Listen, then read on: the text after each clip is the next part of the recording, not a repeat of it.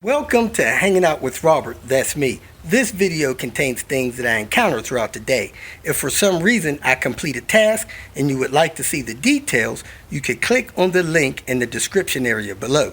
This video also contains tips and tricks that I learned throughout the years. I plan on leaving this video accessible for about 30 days. After that, you can view it through my Patreon account. Thank you very much for watching. Kicking off the Tinker morning. Picked up the axle for this thing. Going to check a few more things out, get this thing together, and get the next one in to check it out. I brought my pen to check the brake fluid, see how that's doing, and I'm going to go ahead and keep this thing moving. I slid this new axle in. I just don't see how that thing will not leak with this aftermarket seal here. So I'm going to put the Volvo seal in there. And there it is, folks. The Volvo seal comes out to meet that thing.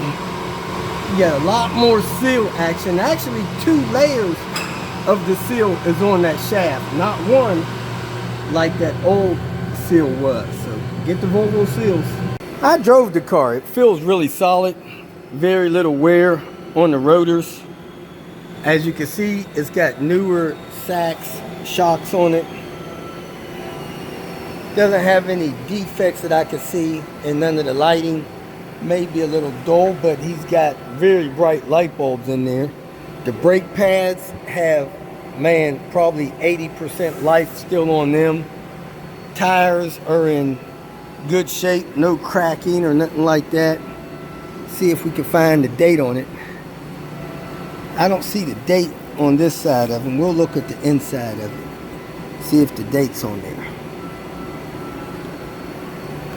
Again, a newer strut. Everything looks good. No wiggle in none of the control arms or none of the bushings. Everything feels tight and intact. The rear brake pads look like they have about 40% life left on them. It's got mud flaps all the way around. Got some kind of tow bar apparatus there. Not sure what that's there for. But let's get it up a little higher. Look under it. This tire here is 50th week 2018. So these tires are 4 years old. Mastercraft SRT Touring. They should all be the same brand. Mastercraft SRT Touring. So all-wheel drive system, you definitely want your tires to have similar age on them and wear pattern. So you want to keep these things rotated, keep them about the same amount of tread life on them. Or you can destroy your all-wheel drive system. So these seem to be in good shape. 4-year-old tires. Man, this car looked like it really been well taken care of, although it's in the rust belt up here in the Chicago area. So even though there's some rusty parts, it seems like everything is still serviceable. Those bushings there appear to be serviceable, even though the hardware on them is rusty. The fuel filter seems like it was replaced not long ago. These bushings in here seem to be fine, but as you can see, the parking brake cable is snapped off. So no parking brake on either side. Both sides have been snapped off. So don't lose hydraulic fluid. That bushing is starting to wear out there. As you can see, the bolt going through there is getting slack in it. That'll wiggle around. I don't know if that'll wear your tire out bad, but that's definitely not something that you want to be having wear out on you. So this side is actually getting bad as well, cracking in the bushing there. So those bushings probably need to be replaced if that's possible. I don't know who presses those in and out. Bushings up there seem to be in better shape.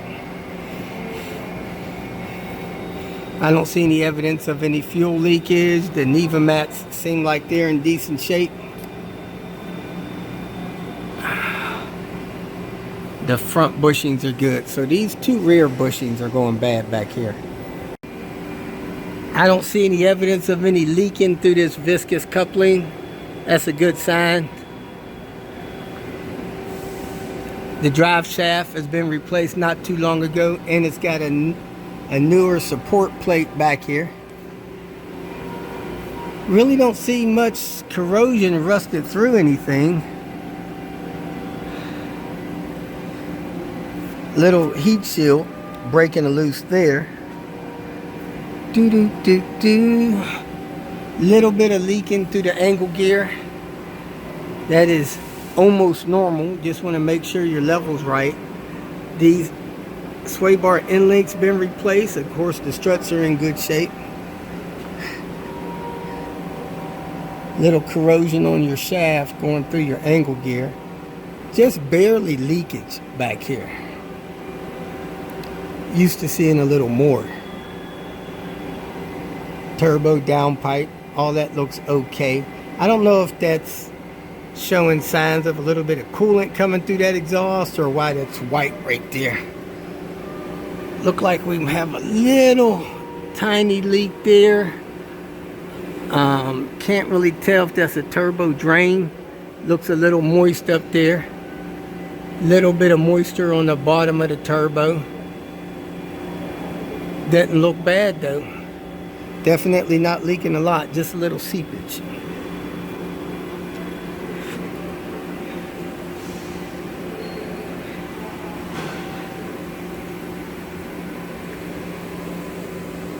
That's something wet going on here. Not sure what that is, but it could be oil cooler lines. I think he said he recently had these oil cooler lines replaced. Yeah, they look pretty new. And they got a clamp on them. Even though they're new, doesn't mean they're not leaking. Especially if they're not Volvo lines. I'm not sure what brand those are, but they look like quality lines.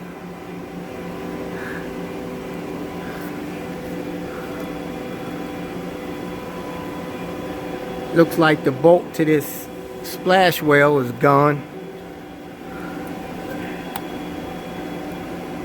That's nice and dry there. Little bit of moisture on your timing belt cover. Little bit of moisture on the fuel lines behind there.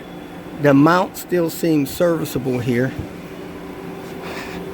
Somebody's bent this. I wonder if they pulled this oil pan at one time. That's usually when that gets bent. Little bit of moisture on the back of this timing belt cover. So we'll pull that timing belt cover. See what's going on there. Everything else kind of looks dry down here. Like I said, probably a little bit of angle gear leakage or maybe a little bit of a turbo drain leakage. Radiator looks nice and dry. Little bit of moisture right there at that hose. It's got an aftermarket clamp on there. Probably not enough to worry about.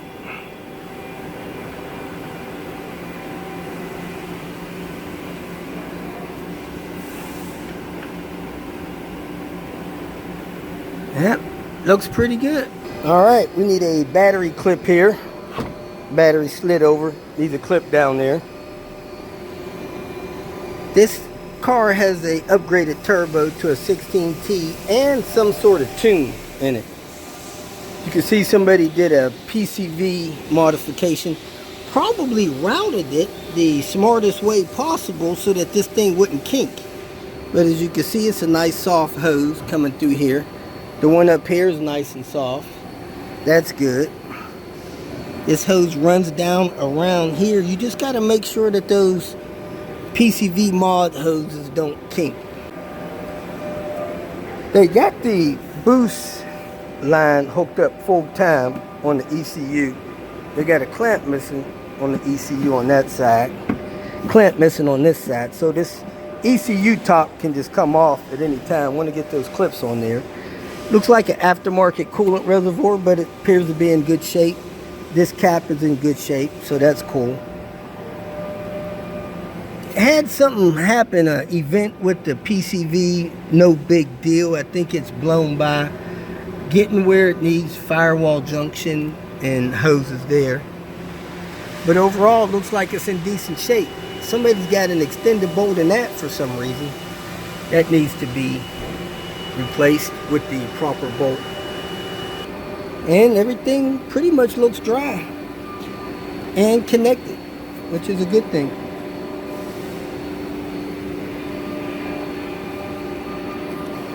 Let's pull this timing cover and see what that moisture is at the end of the cover. Make sure none of these cam seals are leaking.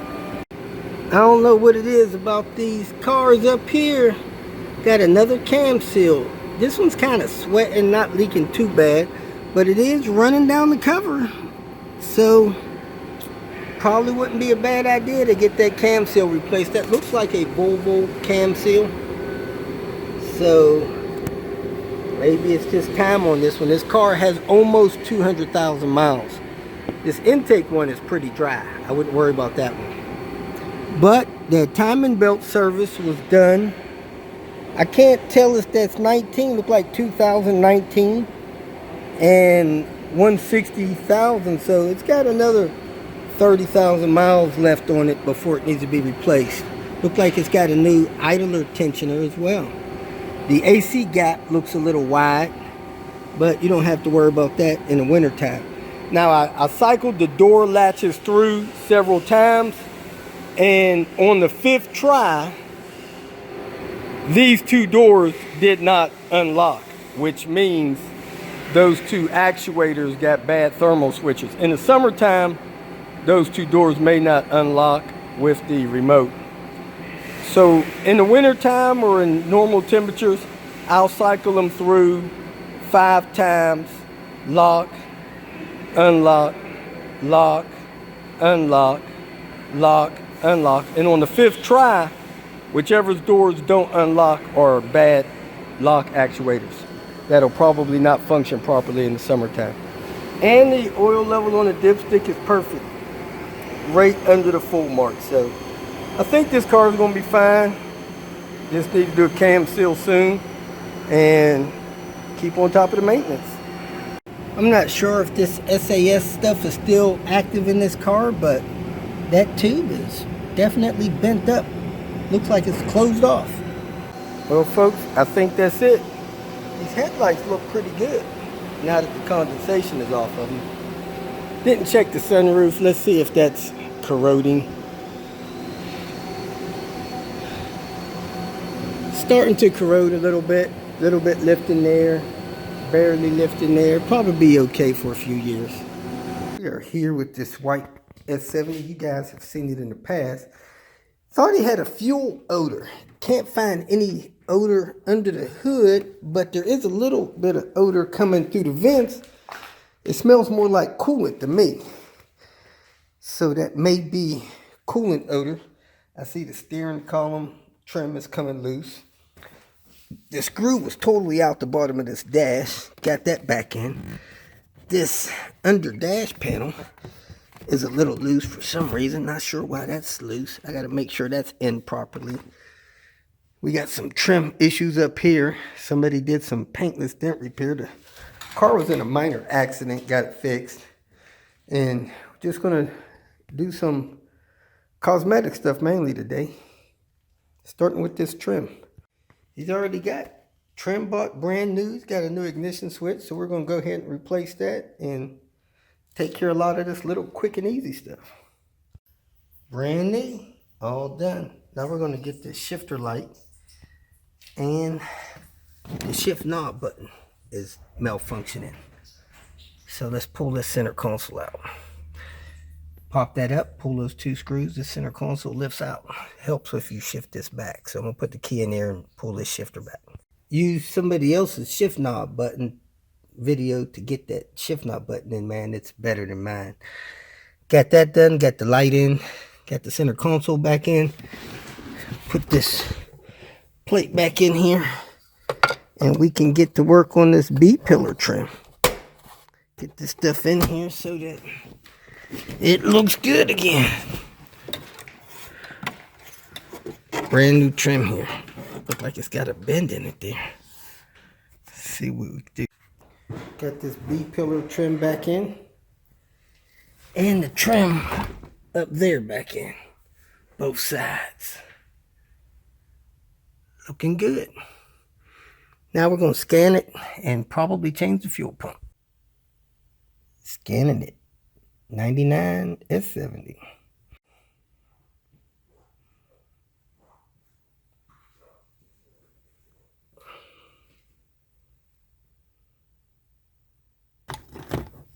The dice unit working its little heart out. That thing's still hot. The heater's still hot? Yeah. Yeah, opening and closing that door dropped the temperature in here 10 degrees. Yeah. Sometime when you drive the car and you bring it in the garage, the car's hot and it'll heat the garage a little bit. Fan motor, passenger compartment, temperature signal.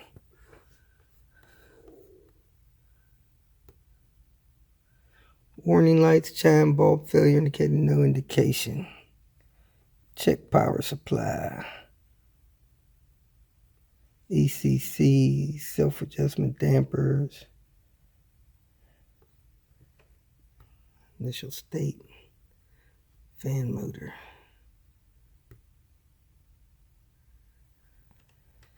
Alright, checking delivery.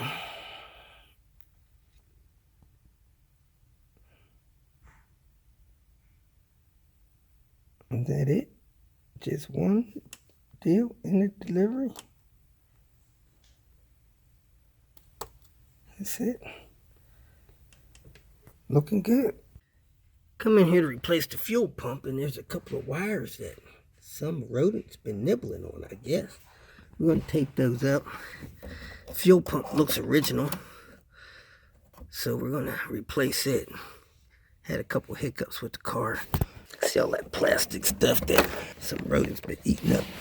And I do have the tool. So let me undo these lines and grab the tool, take the pump loose. I haven't had any problem with any of them. And that black thing right there is the filler neck. As you can see, it's above in the top of the tank. You can't siphon fuel out of these cars because that blocks you from getting anything down in there. And you gotta have a full tank just for that to be submerged. You can see the tank's pretty clean. So let's drop this new fuel pump in there and get this cracking. There we are, folks. Running and not leaking. That's it. Calling a night. 6:07. Started here about 3:30. So 2.5 hours. We did a fuel pump. We did a bunch of trim work. We did a gear shifter knob. We did a hood latch release. We did a heater core check. We did missing a battery clip. A couple other things. Missing a clip for the trim down below. He needs 2 lower dash panels. Somebody destroyed one of his dash panels somehow. Probably putting their foot on it as a footrest. Anyway, we're headed back to Cincinnati. If you feel that this information was useful, please like it and share it with your social media friends. You can subscribe to my channel so that you will get notifications of future videos that I post. You can follow me on Twitter, and if you need to contact me directly, please visit my website. And if you have any questions, leave them below, and someone or myself will reply to them. Again, thank you very much for watching.